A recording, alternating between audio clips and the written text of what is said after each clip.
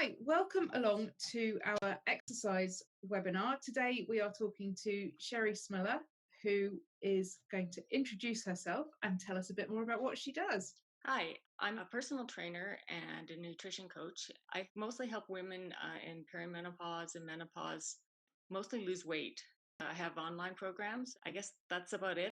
In terms of exercise, given that that's the focus topic, we'll talk about weight related things when we get to the weight related month. So, what sort of exercise do you get your clients to do? Let's start with, let's say you have somebody coming to you who hasn't really exercised until now. Where would you start with them? I would start with just get starting moving. If you haven't exercised, like start with some walking. Most people can do that. Maybe a little bit of stretching and yoga, and then start adding in some weight training. So, resistance training. Those are all, especially in perimenopause, you start to get symptoms that the weight training and the cardio exercise really helps with. Absolutely. Do you work out of gyms for people, or do you tend to work in people's homes? I'm now working mostly in people's homes and, like I said, online. So I provide online training as well. What benefits do you see that people get by using exercise to manage their perimenopause symptoms? Well, things like hot flashes, the exercise does really help with that. It feels counterproductive, doesn't it? It feels counterintuitive that you get hot. Yeah, and that's, it's definitely something, especially when it's hot out, like you say, where you are and where I am now, it's getting hot, that it does at first, like you're like, I'm not exercising, I'm just gonna, like, as soon as I start, I get a hot flash. But if you keep doing it, it helps with your body being more tolerant to being able to regulate temperature better. It's not instant. No, sadly, nothing with exercise is instant, is it? No. Do you find your clients start to sleep better as well? Yes. Yeah, usually. Yeah. I mean, again, it's not instant, and you have to be careful about when you exercise. If you exercise too late, like in the evening, then it's not going to help with sleep. Early in the morning is usually the best time because it's usually cooler, and then you feel better during the day. Energy levels is another thing that the exercise helps with, which is another one that's kind of counterintuitive. Totally. Yeah, excellent. And what sort of exercise do you, through your online program, for example, what sort of exercise do you encourage people to do? Mostly the things that I said. So some kind of cardiovascular component, the weight training. Once they've a little bit more advanced, then I would add some interval training, or maybe even interval training if it's something that just helps them to improve their fitness level. So it wouldn't be high intensity, but that kind of thing. Mostly trying to find something that they like. Yeah. Because you're more likely to exercise if you enjoy doing it. Sometimes the type of exercise isn't as important as just doing it.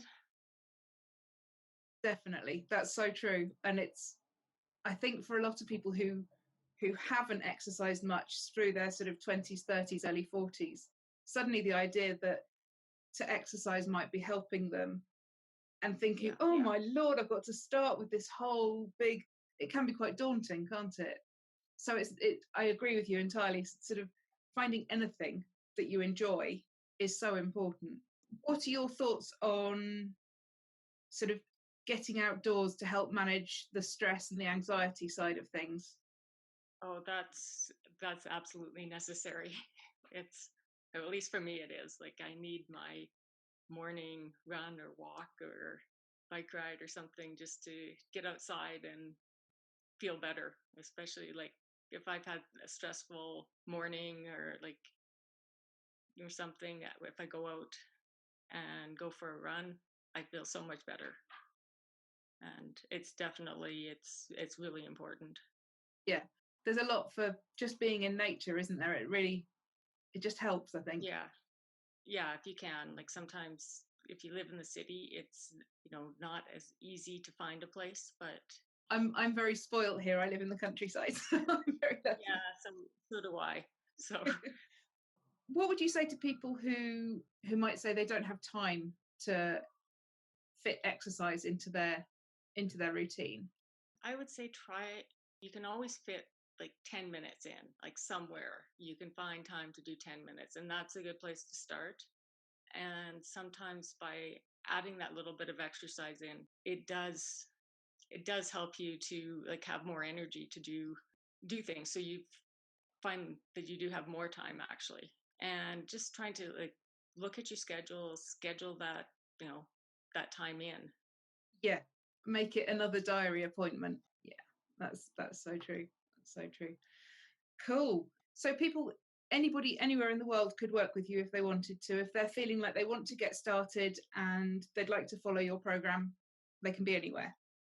Yeah, I could. That's very cool. What would be your top tips for anybody wanting to exercise to alleviate their symptoms? Just get started and find something that's convenient to do. If you have to drive an hour to the gym, you're probably not going to do it. If you can, you know, stop on your way home from work at the gym, or if you can do it at home, or like I said, go out for a walk, you're more likely to do it. Another thing I've found is sometimes you want to try to stay cool when you're exercising, especially if hot flashes are an issue. So not wearing a sweatshirt to exercise in, maybe using like a cool towel around your neck when you're exercising. Those kind of things help with that. And also So actually putting like making a sweatband, running it under cold water and yeah, putting it on your wrists, that can really help, can't it? yeah, that too. Yeah, the wrists and the neck are the places where it really does help with the cooling. So that's one thing. If the hot flashes are really bugging you, yeah, try that to start with. Yeah. I know women have used the towels like that, and it really helps. Brilliant. Thank you so much for your time. Yeah.